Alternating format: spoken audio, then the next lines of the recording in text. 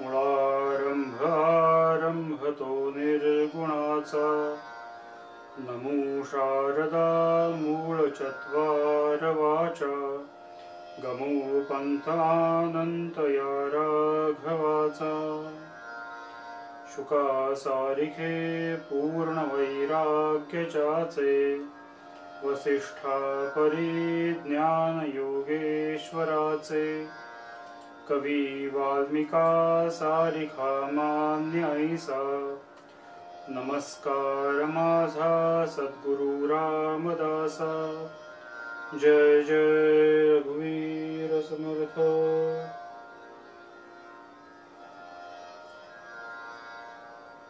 शब्द बिचारे पथ चलई, ज्ञान गली दे पाँव, क्या रमता क्या बैठता, क्या ग्रह कंदला छां।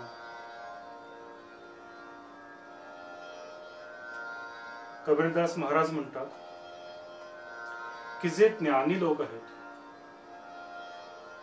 ते जिथं जातील तिथं आपल्या ज्ञानाचा प्रकाश पसरवत असतात। मग ते एखादं घर असू दे, एखादी गल्ली असू दे, एखादं गाव असू दे, नाहीतर कुठल्याही एखाद्या वृक्षाचं कदंब कंदला छाव असं म्हणलेलं, झाडाची सावली असू दे। महत्वाचं काय की ज्या ठिकाणी ते जातात आपल्या ज्ञानाच्या प्रकाशाने सगळीकडे ते अज्ञान रूपी अंधकाराला दूर सरत असतात। मग ज्ञानी लोक म्हणजे काय, मग त्यापैकी ज्ञान म्हणजे काय आपण बघितलेलं आहे की ऐक ज्ञानाचे लक्षण, ज्ञान म्हणजे आत्मज्ञान, जाणावे आपणासे आपण या नाव ज्ञान असं समर्थ म्हणतात। समर्थ अजून शुद्ध ज्ञानाचे लक्षण सांगतात ऐक शुद्ध ज्ञानाचे लक्षण, शुद्ध स्वरूपाची आपण या नाव शुद्ध स्वरूप ज्ञान जाणीजे शोते।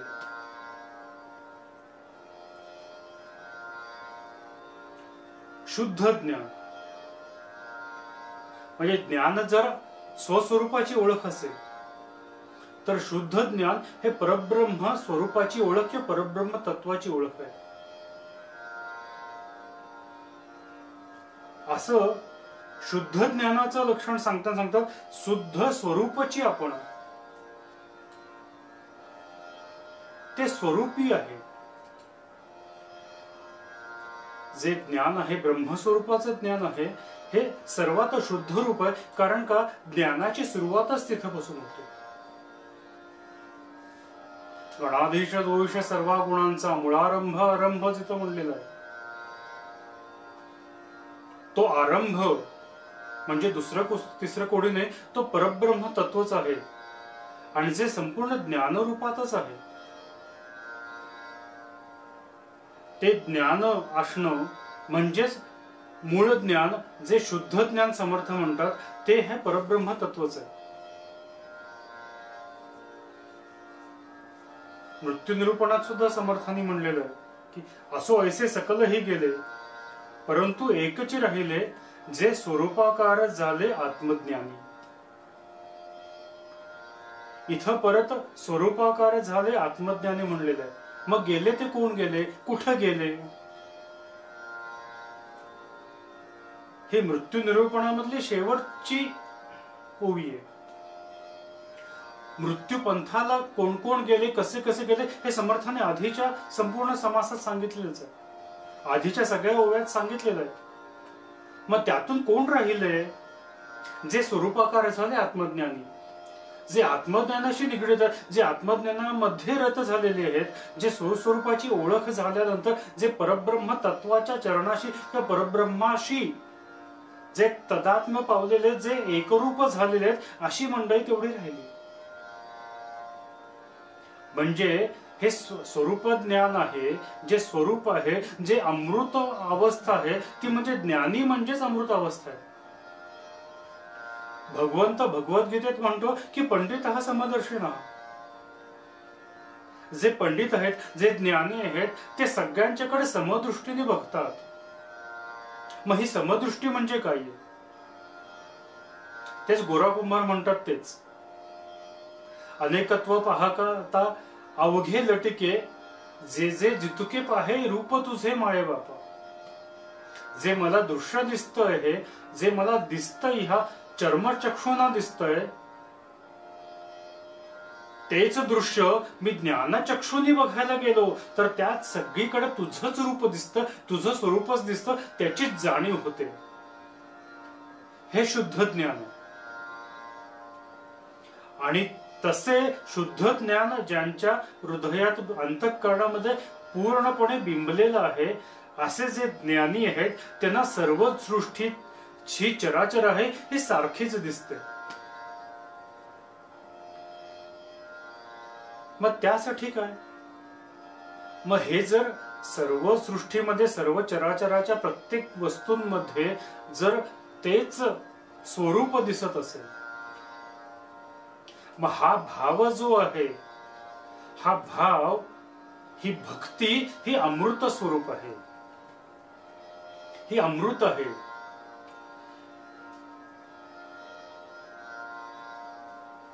माऊली एके ठिकाणी म्हणते अमृत अवस्था की ही ज्ञानाची अवस्था म्हणते.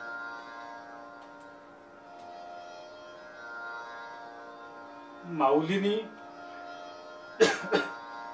रेड्याच्या मुखातून सुद्धा वेद वडवले. ते स्वरूप आणि माऊलींचं अंतर स्वरूप. तो रेडा म्हणजे मीच आहे असं माऊली म्हणतात.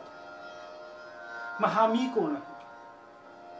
हा मी म्हणजे अहंकारयुक्त देहाला जडलेला मी नसून, हा ब्रह्मस्वरूपाची जाणीव असलेला, देहातीत असलेला परब्रह्म स्वरूपाचा अहम ब्रह्मास्मी मधला मी आहे.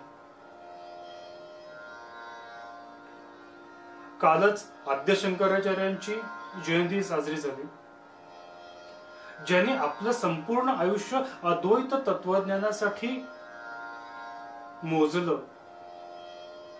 अद्वैत तत्वज्ञान सर्व जगाला अद्वैत तत्वज्ञानाचं अमृत पाजलं. अशा शंकराचार्यांची जयंती. चिदारंभ स्वरूप रूपम शिवोहम शिवोहम, हे जे चित आनंद रूप आहे, तो मीच आहे, मीच आहे, मीच आहे, तो मीच शिव आहे असं ते अद्वैत तत्वज्ञान सांगतात. पाहते पाहणे गेले दुरी म्हणे चौखियाची महारी. संत सोराबाईंचा अभंग. अवघा रंग एक झाला रंगी रंगला श्रीरंग. हा रंगी रंगला श्रीरंग कुठला आहे? आपने ही रंग दे रंग में रंग दे चुनरी, असं मीराबाई म्हणतात. मग हा रंग कुठला आहे? हाच जो श्रीकृष्णाचा आहे, तो परब्रह्म तत्वाचा आहे, तो त्यांचा रंग म्हणजे त्यांच्या स्वरूप, त्यांच्या स्वरूपातच आम्हाला रंगवून टाक, म्हणजे तुझ्या स्वरूपातच आम्हाला चिंब होऊ दे, तुझ्या स्वरूपाशी आम्हाला एकरूप होऊ दे. दर्पणी पाहता रूप न दिसे आपले, माप रखुमादेवी वजे मजे ऐसे केले, माऊली म्हणतात. मी ज्यावेळेला दर्पणात बघतो, आरशात बघतो, त्याला मी मला बघतच नाही, मला तुझंच रूप, तुझंच स्वरूप तिथं दिसतं. ही जी अवस्था आलेली आहे, ही संपूर्ण ज्ञानाची अवस्था आहे, हीच अमृत अवस्था आहे. लक्षात घ्या, जगात फक्त 2 प्रकारची माणसं आहेत की ज्यांना कुठल्याही शंका नाहीयेत. बाकी सामान्य सर्व जीवांना शंका आहेत. एक म्हणजे जे पूर्ण ज्ञानी आहे त्यांना कधीही शंका येत नाही, आणि जे अभ्यासच करत नाहीत त्यांना शंका येत नाही. आपल्या सर्व संतांनी जे अद्वैत तत्वज्ञानात सांगितलेलं आहे, आपल्या अभंगातून, आपल्या आचरणातून जे दाखवलेलं आहे, त्यातून लक्षात येतं की ही संपूर्ण ज्ञानी अवस्था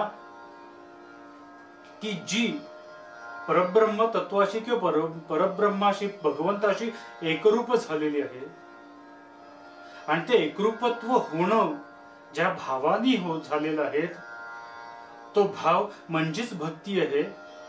आणि ती अवस्था इतकी कधीही न क्षरणारी नाहीये, क्षय होणारी नाहीये, म्हणून ती अमृत अवस्था. मागच्या काही प्रवचनात आपण बघितलं, तुकाराम महाराज भंडाऱ्याच्या डोंगरावर जाऊन जप करायचे, ते तिथंच तादात्म्य पाहायचे. अहो नवे नवे तर एकनाथ महाराजांच्या आयुष्यात 2 घटना अशा घडलेल्या आहेत. वाळवंतात तहानलेलं एक मूळ रडत होतं, कुठलं होतं कोणाचं होतं माहित नाही, त्यांनी स्वतःच्या गळ्यात कडेवर घेतलं, त्याला पाणी पाजलं. मृत व्हायला लागलेल्या गाढवाच्या मुखात सुद्धा त्याने गंगाजल ओतलं. हा गर्धव किंवा जो खर होता, लक्षात घ्या, हे दिसायला जरी तो गाढव होता तरी त्याचं स्वरूप हे ना एकनाथ महाराजांना माहित होतं. तो काय आहे, नेमकं काय आहे, म्हणून त्याने गंगाजल अर्पण केलं. हा जो भाव आहे, ही जी भक्ती आहे, ही जी पंडिता समदर्शन आहे, दृष्टी आहे, ही दृष्टीच म्हणजे अमृत स्वरूप आहे. कारण का ही एकदा दृष्टी अंगीकारली कि मग चिदानंद रूपम शिवोहम शिवोहम एकोहम बहुस्याम यद दृश्यम तत्स्वरूपम, जे जे मला दिसतं ते तुझंच रूप आहे, ही दृष्टी अंतःकरणामध्ये स्थिर होते आणि तीच भक्ती म्हणजे अमृत स्वरूप आहे. माऊली म्हणतात, वृत्तीची निवृत्ती आपणा सकट, अवघेची वैकुंठ चतुर्भुज. ह्या ज्या अंतःकरणामधल्या मनामधल्या वृत्ती ज्या आहेत, विषय आणि विकार, हे ज्यावेळेला लय पावतील, हे ज्यावेळेला शून्यत्वाला जातील, ज्यावेळेला निवृत्त होतील, त्यानंतर ही पंडिता समदर्शना ही अवस्था प्राप्त होते. मग सगळीकडे हे वैकुंठ चतुर्भुजच आहे, हे सगळी ही पृथ्वी सुद्धा वैकुंठच आहे हे सब वाटायला लागतं. आणि प्रत्येक चराचरामध्ये तोच भगवंत, तोच पांडुरंग असं दिसतं. समर्थ सुद्धा ज्यावेळेला पंढरपूरला गेले त्यावेळेला विठ्ठलाला बघून म्हणले, येथे का रे उभा श्रीरामा, मनमोहन मेघश्याम. त्या विठ्ठलामध्ये सुद्धा समर्थांना राम दिसले. मग विठ्ठल आणि राम हे काही वेगळे नाहीच आहे. ही जी अवस्था आहे, ही जी ज्ञानावस्था आहे, तीच अवस्था म्हणजे अमृत स्वरूप आहे. गेले 3 ते 4 प्रवचनात आपण माझ्या मती यथामती अमृत आणि स्वरूप ह्या 2 शब्दांचा अर्थबोध करून घेत आहोत. मी कोणता थोर विचार किंवा मोठा विचारवंत नाहीये. समर्थ जे मला सुचवतील, माझ्या मतीमधनं आणि माझ्या वाणीमधनं जे काही बदलं जाईल या माध्यमातून, ते मी तुमच्या समोर ठेवायचा प्रयत्न करतो. मग शेवटी नारद महर्षींनी अमृत स्वरूप च असं म्हणलेलं, ते नेमकं काय आहे? प्रत्येक नरदेह हा मोक्षाप्रत जायचा प्रयत्न करत असतो. का मोक्ष हेच त्याचं साध्य असायला पाहिजे. अशा देहातून वृत्तींची निवृत्ती होत होत भगवंताच्या किंवा शुद्ध ज्ञानाचा दीप हा अज्ञानरूपी अंधकाराला समूळ नाश करून ज्याला अंतःकरणात तेवत राहील, ती अवस्था म्हणजे अमृत स्वरूपाची आहे. आणि तो आपला भगवंताप्रती भाव जो आहे, ती म्हणजे भक्ती, आणि तीच अमृत स्वरूप आहे असं नारद महर्षी म्हणतात. पुढच्या काही सूत्रांमध्ये सुद्धा आपल्याला अमृत या किंवा स्वरूप याविषयी थोडे थोडे मुद्दे किंवा काही गोष्टी आपल्याला सांगायला लागणारच आहेत, सांगण्यात येणारच आहेत. पुढच्या सूत्राची फक्त सुरुवात करून आज आपण इथे थांबूया.